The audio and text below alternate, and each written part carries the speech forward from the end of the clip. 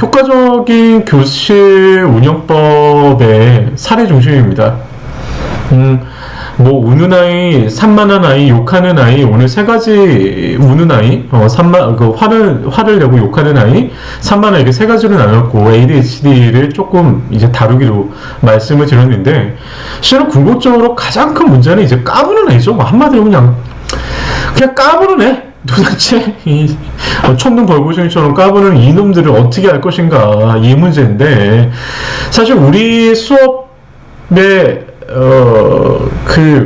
정말 문제되는 아이들이라고 할 수 있는 그런 아이들은 특별하게 없어요. 근데 궁극적으로 이제 수업을 방해하는 까부는 아이들이 있는데 어디나 있다는 거죠. 어디나.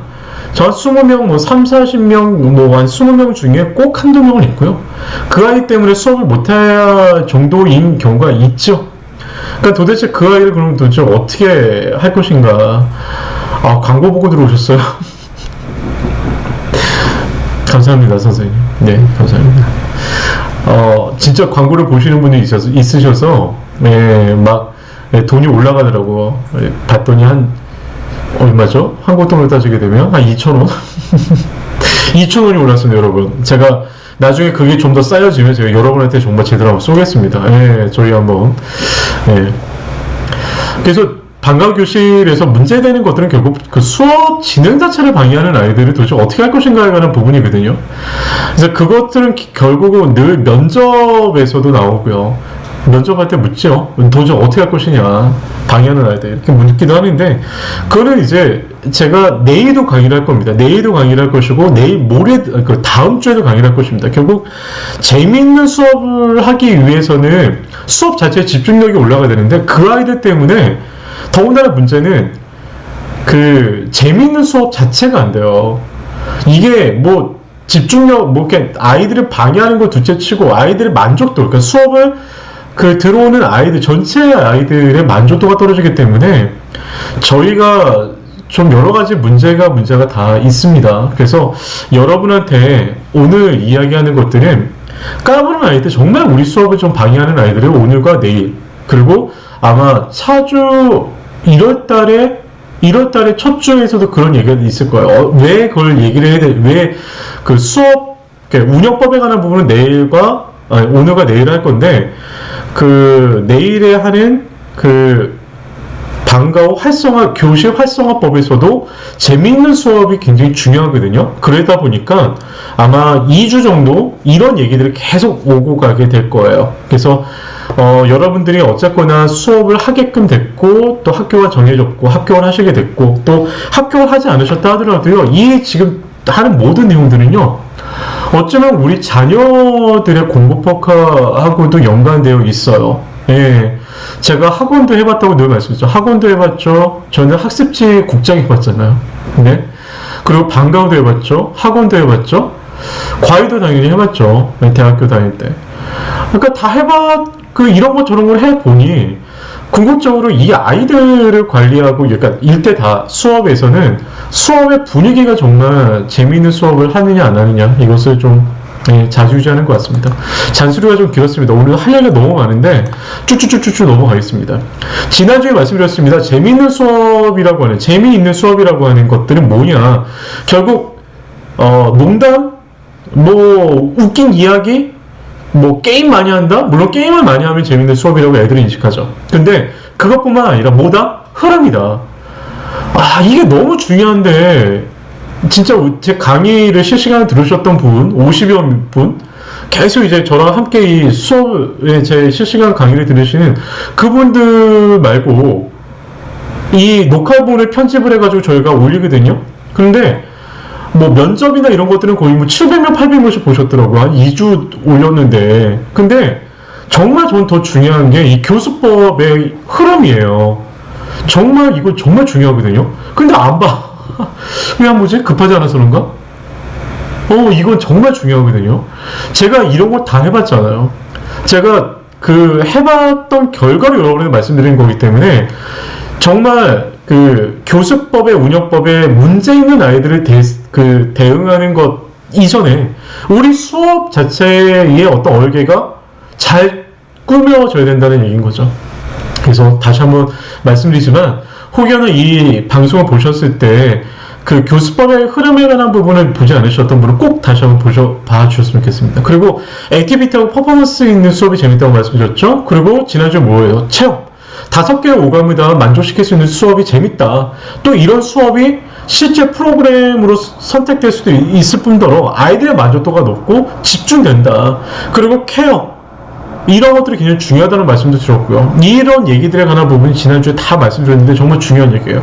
경쟁과 협동과 보상이라는 수업이 돼야 된다. 근데 사실 이 경쟁과 협동과 보상은 문제 아동에 관한 케어에도 굉장히 중요할 뿐만 아니라 교실 활성화에도 굉장히 중요해요. 계속 말씀드렸죠. 이벤트와 프로모션이 중요한 게 아니라니까요. 재미있는 수업의 핵심은 뭐야? 교수의 흐름이야. 근데 이 교수법의 흐름의 반가운 흐름인데 그 흐름의 가장 핵심은 경쟁과 협동과 보상이라는 거죠. 해봤더니 그래요. 여러분 이걸 반드시 머릿속에 집어넣으셔야 됩니다. 그리고 집중도와 속도, 말의 속도도 있어야 된다. 그리고 더군다나 음악과 미술이라고 하는 인터넷에 있는 다양한 프로그램들을 적극적으로 활용해야 된다는 말씀까지 드렸습니다. 그러면 재밌다. 근데 방과후 어떤 교실의 현실적인 부분에 있어서 도대체 우리가 어디까지 케어를 할 것인가? 우리가 어디까지 아이들의 마음에, 아이들의 어떤 그 교육 과정에 어디까지 우리가 좀 접근할 수 있을 것인가 라는 한계가 있다는 것이죠. 첫 번째로 절대적 시간이 없다는 거죠. 매일매일 5시간, 6시간 동안 그 아이를 바라보는 그 선생님이 있고 365일 중에 6개월 이상을 그 12달 동안 거의 8개월 이상을 9개월 동안은 아이들을 6시간 동안 보는 선생님도 이 아이들을 어떻게 케어해야 할지 모르고 있는 판국에 우리가 당장 그 수업 시간에 발생되는 산만한 아이의 문제, 우는 아이의 문제, 또는 막 싸우는 문제, 아이들 따 시키는 아이들, 이런 문제를 다 해결할 수 있는가? 굉장히 어렵다는 거죠. 그리고 그것에 관한 모든 어떤 책임은 마치 정규직 선생님에게 주어지는 책임만큼 우리에게 요구를 하고 있는데 어렵다는 거죠. 적절한 선을 우리가 생각을 해야 된다는 거죠. 대응 방법도 해야 된다는 거죠.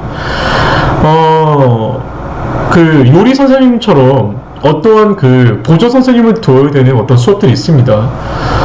그런데 그렇게 막 20명, 30명씩 가르쳐야 되는 그 교실 내에서 보조 선생님 같은 경우, 그러니까 메인 교사 선생님 같은 경우는 도저히 애를 케어할 수 없어요. 싸운다 한들 걔를 놔둬서 뭐 쉬는 시간에 걔를 나와서 너 왜 싸웠니? 너 왜 그랬니? 이렇게 할 수 있다? 쉬는 시간에 아이 끝나고 나서 아이가 상담할 수 있다?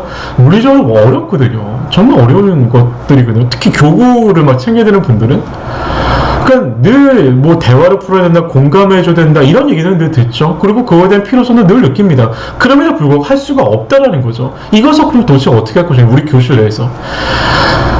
그리고 관계 형성을 할 수 있는 시간이 많이 부족해요. 많이 부족합니다. 그럼에도 불구하고 애쓰시는 분들은 또 열심히들 하시죠. 그리고 아까 그만 말씀드린 보조교사를 두셨던 분들은 보조교사는 또 케어를 일단 칭찬도 해줘요.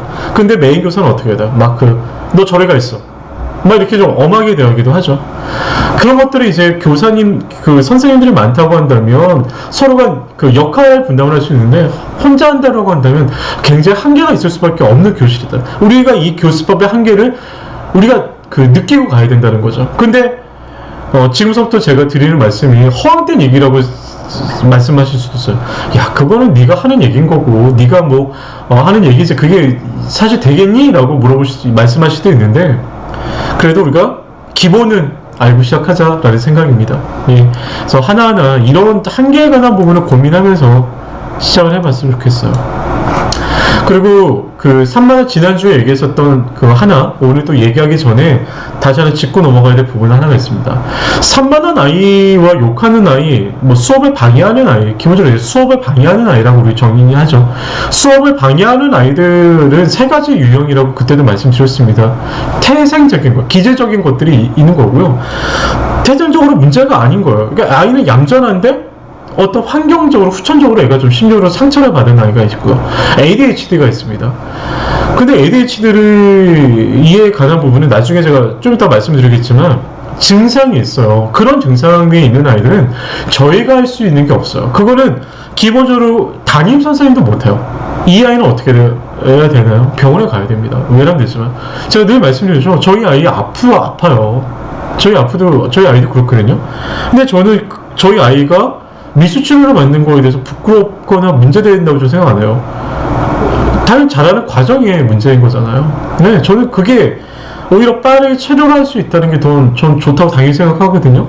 그래서 ADHD가 문제, 뭐 아이들은 당연히 그런 거 겪을 수 있잖아요. 우리가 이거를 빨리 공공연하게 만들어내고 빠르게 치료법을 생각하는 게 맞는 거지, 감추고 얘는 아닐 거야, 우리 애가 그럴 리가 있겠어? 이렇게 생각하는 거 아니라고 저는 생각하거든요. 자, 그러면 공감적인 대화, ADHD 얘기는 좀 더 나중에 하고요. 그리고 공감적인 관한 그 효과적 교수의 진행과 공감적 대화라고 하는 것들에 딱 얘기하기 전에 제가 그 오늘 이야기해드리는 것들의 기본은 어디에서 제가 발췌를 했냐면, 왜냐하면 제가 경험치로만 말씀드리기에는 혹여나 이거는 제 경험이죠. 그래서 제가 한 군데에서 발췌를 했어요. 어디서 발췌를 했냐면 그 교육청과 교육청에서 그 하도 요즘 문제가 되다 보니까 그런 수업을 방해하는 아이들을 어떻게 대체할지에 관한 책을 내놓은 게 있습니다. 그것을 제가 발췌해서 방과후에 맞게끔 제가 약간 수정을 했습니다. 근데 그 내용의 전반에 관한 깔려있는 내용은 바로 이 세 가지로 나눠져 있어요. 일단 수업이 자체가 좀 집중력 있는 수업이 돼야 된다는 건 말씀드렸죠. 그런데 또 하나, 그러니까 다 빼고 흥분하지 않는 공감과 대화가 중요한 거야. 그러니까 기본적으로 문제가 되는, 그러니까 그 수업을 방해하는 아이가 생겼을 때는요, 여러분이 흥분하시면 안 돼요. 제가 지난주에 말씀드렸죠. 제가 욕 한번 먹었다고. 수업하는데 흥분하시면 안 돼요. 제가 흥분하면 안 되는 거야. 아이가 문제를 하고 그 수업이 방해가 되는 아이가 생겼을 때는 제가 그 아이 때문에 흥분하는 그 순간서부터 수업은 그냥 절단이라고 생각하는 겁니다. 그 끝났다. 하기 어렵다. 그러니까 냉철하게 이 수업을 방해하는 아이들을 처리할 수 있는 방안을 우리가 사전에 갖지 않고 그걸 싸우기 시작한다든가 흥분하기 시작하면 이미 대처 방법은 끝났다고 생각을 해요. 그래서 아까 말씀드렸던 그 교육청에서 나온 이 자료를 제가 발췌한 거를 정리하면서 느낀 것은, 기본적으로 집중력 있는 수업이 기반돼야 이런 문제가 없다. 기본적으로 예방을 할 수 있는 것은 수업이 재밌어야 된다는 얘기를 계속 말씀드리고, 문제가 생겼다라고 한다면 어떻게 되느냐? 흥분하지 말아야 된다. 공감된 대화 방법이 있더라라는 겁니다. 다시 한번 정리하자면, 산만한 떠드는 아이를 방지할 수 있는 방법은 예방을 먼저 해야 된다. 예방의 방법은 뭐냐? 수업의 흐름이 타이트하게 재밌게 넘어가면 아이들이 집중력이 떨어져서 방해하는 방법이 생기지 않는다라는 거고, 방해하는 문제가 생기지 않는다라는 거고, 방해하는 문제가 생겼다라고 한다면 그것을 어떻게 되느냐? 공감하는 대화법을 통해서 해결하자라는 거예요. 다만 흥분하지 말자. 혼내지 말자. 막 혼내고 막 선생님은 막 얼굴 빨개져고 얘기하는 그 순간 아이와의 대화는 이미 단절돼 버리기 때문에 수업이 막 흥분돼 버리잖아요. 그러면 수습이 안 된다는 거죠. 그 두 가지 방법을 생각해야 된다. 사전적인 것과 사후적인 것. 다만 오늘의 여러분의 제가 제시해드리고자 하는 이 제안의 방법, 오늘의 강의는 사후적인 부분이 발생됐을 때, 즉 아이가 문제가 터졌을 때 어떻게 수습할 것이냐에 관한 이야기를 한다는 것이죠. 네. 분노하는 아이들 대처법입니다. 사소한 일에도 화를 내는 아이. 제가 겪었던 아이들이 다 그렇죠, 다 그런 아이들이죠. 쉽게 싸우는 겁니다. 옆에 아이들과 싸웁니다. 때리고요. 욕하는 거, 욕하고 때리고 막 하는 것들은 예사고요. 다 아시는 것처럼, 툭 하면 싸우죠. 남자애들. 여자애들도 요즘 남자애들 때리고, 네. 여자들끼리도 싸우고, 사소한 일이 막 화를 내는 거죠. 애들이 화가 많아요. 왜 이렇게 요즘 애들이 화가 많죠? 저희 때도 그랬나요? 제 기억이 잘 안 나네요. 화가 많습니다. 그것을 네 가지의 원인이 있어요. 잘 보이시죠?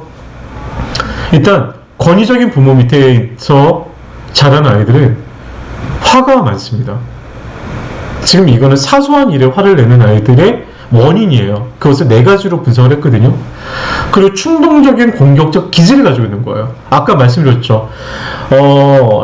문제를 일으키는 아이들, 즉 수업을 방해하는 아이들은 세 가지 문제가 있을 수 있다. 하나는 ADHD, 하나는 태생적 기질, 하나는 후천적인 문제라고 말씀드렸다고 한다면 충동적 공격적 기질을 가지고 있는 거예요. 그러니까 화가 나면 이것을 제어를 못하는 거예요. 이 아이는 상담을 받아야 되는 거예요. 근데 문제는 이런 아이가 방과후에서만 문제를 일으키는 게 아니고요. 수업 시간에도, 정규 수업 시간에도 문제를 일으키는 거예요. 예? 그래서 저번 주에도 제가 말씀드렸죠. 이런 아이들에 대해서는 좀 팁을 줘야 되거든요. 문제가 좀 있다. 이 아이가 화를 잘 내. 근데 이제 절대 그런 걸 얘기 안 해주죠. 그러니까 아까도 말씀드렸던 이런 아이들은 사실 치료가 필요한 아이들이고 상담 치료, 미술 치료나 이런 것들이 필요한 아이들인데 이런 아이가 그냥 수업에 왔습니다. 근데 이 아이가 계속 문제를 일으키죠. 한 두세 주 지나고 나서부터 이제 발생이 되는 거죠. 그리고 이 아이는 기본적으로 아이들 다 압니다. 이런 아이들, 예, 알아요. 지들끼리. 그래서 이 아이 옆에 안 앉으려고 하죠. 같은 그룹에 들어가지도 않으려고 하고요. 그리고 또 하나는 뭐예요? 미숙한 감정 조절. 그러니까 불균형한 거예요. 화가 났을 때 이것을 표현할 방법을 모르는 거예요. 이해력도 떨어져요. 그리고 관계성도 떨어지는 거예요. 어린 거죠, 말 그대로. 그러니까 아이가 그 또래에 비해서 가질 수 있는 인격적 이해력과 어떤 지능적인 부분이 떨어지는 아이들이 있습니다. 화를 냅니다, 그런 아이들은. 그냥 화를 냅니다. 우는 것처럼 화를 내거나 그냥 대화 자체가 화를 내는 거죠.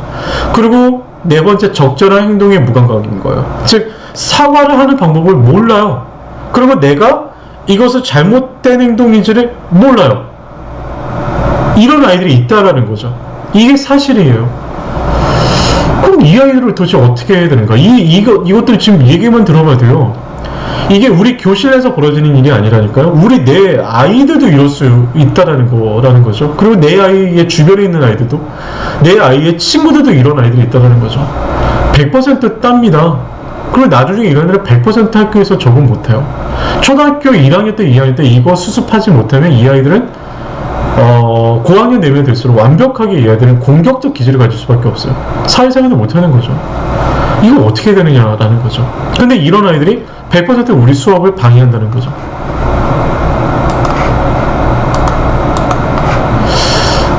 첫 번째 제안 방법은 비난과 조언이 아닌 거죠. 공감과 질문으로 반응한다는 건데, 이런 얘기를 할 때마다 이제 여러분 얘기하죠. 그 좋은 얘기하고 앉아있네, 막 이렇게 얘기를 하는 건데, 문제는 상담은 반드시 필요합니다. 이 아이를 그만두게 하더라도요, 혼을 내더라도요, 쉬는 시간 아니면 시간 전에 아이를 불러서 반드시 이 아이와 상담을 해야 되는 건 맞습니다. 네, 5분 정도, 10분 정도 이 아이와 이야기해야 되죠. 그리고 수업 시간에 아이들과 이야기를 할 수는 없기 때문에 끝나고 나면 얘기를 하는데, 기본적으로 문제가 발생됐어요. 싸웠습니다. 화를 냈어요. 옆에 있는 애한테 뭐 개 욕을 하고, 아니면 막 말도 안 되는 막 큰 소리를 애들이 칩니다. 막 물건 던지고. 이랬을 경우 당연히 이 아이를 격리해야 되는 거 맞는 것 같아요. 그리고 어떤 선생님이 하는 것처럼 하나 또 팁을 드리자면, 너희들 지금 화를 냈어. 싸웠지? 선생님은 너희들이 싸우는 거를 용납을 못하겠어. 자, 너희들 지금 이 순간 화해를 할 수 있어? 아니면 너희들 따로따로 앉아있을 거야. 선생님은 이 이상 계속 싸우는 거 못 봐. 너 계속 싸울 거면 집에 가. 돌려보낼 거야. 이렇게 좀 엄격하게 얘기해줘야 되거든요. 따로따로 앉아있으면서 화를 이제 가라앉혀야 되겠죠. 가라앉히게 한 다음에 딱 만났을 때는 혼을 내는 게 아니고요. 아, 너희들이 정말 이렇게 싸울 정도로 뭔가 화가 많이 났구나. 선생님도 너의 얼굴을 보니까 정말 화가 많이 난 것 같아. 선생님 참 사실 깜짝 놀랐어. 이런 식으로 접근한다는 거죠. 자, 이 예를 한번 여러분들 들려드리겠습니다. 근데 이것은 여러분의 자녀한테도 이렇게 얘기하셔야 돼요. 아이가 엄마한테 막 화를 냅니다. 이 싸가지 없는 게 막 화를 내요? 요즘 애들 정말 막 버릇없이 하잖아요. 네, 그때는 또 이런 대화법을 하셔야 됩니다. 자, 잘 보이시나요? 네. 땡땡아, 정말 화가 많이 났구나. 땡땡이 얼굴 보니까 쌤도 땡땡이가 정말 얼마나 화가 났는지 알 것 같아요. 정말 화 많이 났구나 라고 묻는 거예요. 여기서 이제 궁금한 게 있죠. 너 왜 싸웠어? 너 왜 싸웠어? 이렇게 묻지 말라는 거예요. 왜는 그 다음에, 어차피 여인은 그 왜를 얘기하고 싶어 해요. 이미 왜를 얘기하려고 합니다. 근데 엄마, 그리고 바로 전 시간까지 정규 우리 담임 선생님까지 늘 원인만 묻는 게 아니라 결과를 묻죠. 왜 싸웠어? 혼내는 거잖아요. 나는 지금 화가 가라앉지 않았는데 다시 또 왜를 물으면 뭐예요? 또 화가 치밀어 오르는 거죠. 저희도 똑같죠. 그래서 왜를 묻지 마시고 공감하라는 거예요. 근데 이 얘기는 우리도 흥분하지 말아야 되는 거죠. 우리도 흥분하지 말고 공감해라. 땡땡아, 정말 화가 많이 났구나. 너 얼굴 보니까 정말 화가 많이 난 것 같아서. 그래서 선생님도 깜짝 놀랐어, 실은. 아까는 엄격하게 말했지만 지금 풀어줘야 된다는 거죠. 이런 대화를 하는 선생님이 없죠? 네. 그리고 우리 아이들한테, 내 자식한테도 이렇게 얘기 안 하죠. 화가 나. 나도 화가 나니까. 너 뭐야? 너 왜 그랬어? 이렇게 묻죠. 근데 그렇게 묻지 말라라는 겁니다. 그 다음에 정말 궁금한 뭐야? 왜를 물어야죠. 무슨 일로 땡땡이가 이렇게 화가 났지? 아, 이런 정말 대화가 좋죠. 무슨 일로 우리 땡땡이가 화가 났을까? 라고 묻는 거죠. 우리 여러분들 대부분 여성분들이 많겠지만 남편분한테 묻죠. 누가 아빠가 왜 이렇게 무슨 일로 이렇게 화가 났을까? 라고 물어보면 우리 엄마들이, 그러니까 남편들은 이 사람 왜 이럴까? 라고 물으면서 하겠죠. 어떤 일 있었는지 선생님한테 말해줄 수 있어? 라고 얘기하면 아이들이 얘기합니다. 순순히 얘기하죠. 막 또 뭐 화도 내고 하겠지만, 화를 자주 내는 아이들, 수업을 방해하는 아이들이 이런 식의 대화로 풀어내 본 적이 많이 없을 거예요. 그래서 당연히 말도 안 되는 얘기를 하죠. 말 같지도 않은 뭐 누가 먼저 뭐 시비를 걸었다는데, 누가 먼저 했는데 나는 뭐 당했다는데 이렇게 얘기하는데, 우리가 딱 봐도 네가 잘못했지 이 새끼야 라고 막 여기까지 올라오는데 그냥 참죠. 천불이 나죠. 천불이 나고 열받죠. 근데 이런 것들 데리고 내가 수업을 해다는 애, 얘기 없는 애들 막 이렇게 화가 나지만 정말 내 자식 같은 애들이잖아요. 그러니까 조금 더 그 케어해주는 마음으로 한다면, 다시 한번 들어가서 왜냐고 묻지 마시라는 거죠. 그래서 자주 화를 내는 아이들, 화가 막 가슴에 있는 아이들은 아까 원인 4가지 말씀드렸죠. 기저적인 부분이 있고 미숙한 거예요. 뭔가 얘네들은 마음속에 지금 상처가 엄청 있고, 특히 그거는 부모의 문제인 거예요. 권위적인 부모, 늘 억눌려 있는 부분들, 그리고 화를 풀어내는 부분에 관한 부분이 미숙한 거고, 대화법이 미숙한 거고, 무감한 거죠. 화를 내고 나서 막 욕을 하고 나서 싸우고 나서 그것이 아무렇지도 않은 거야. 근데 이게 잘못됐다는 것을 누구도 가르쳐 본 적이 없고, 막 혼만 낸 거지. 매 맞고 욕 듣고. 근데 그게 아니라 내가 왜 화가 나는지 그것을 다시 한번 되짚어보고 해볼 수 있는 기회를 줘야 되는데, 이게 내 오늘 5분이면 된다는 거죠. 길지 않다는 거죠. 그리고 정말 중요한 대화법이 하나가 있어요. 네.